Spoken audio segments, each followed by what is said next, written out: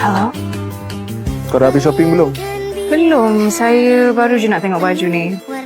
Belum pilih apa-apa lagi. Kau beli apa je? Baju?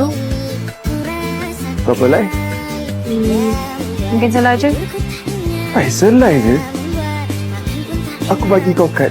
Kau belilah banyak sikit, takkan selai je. Saya kan masih ada banyak baju. Baju yang awak beli hari tu pun semua belum pakai lagi. Saya tak naklah membazir, kenalah jimat. Andrea, aku bagi kad tu kat kau untuk kau pergi beli barang, bukan simpan. Kau pergi je beli apa yang kau nak. Lepas tu ni, kalau kau beli baju tu, tolong jangan beli baju yang macam tak cukup kain. Aku tak suka isteri aku pakai seksi-seksi. Cukup kau seksi untuk aku. Hello, kau dengar tak ni? Yes, dengar. Ya. Dah. Apa yang berlaku seterusnya terpulang kepada anda. Elevate. Layari pautan di profil.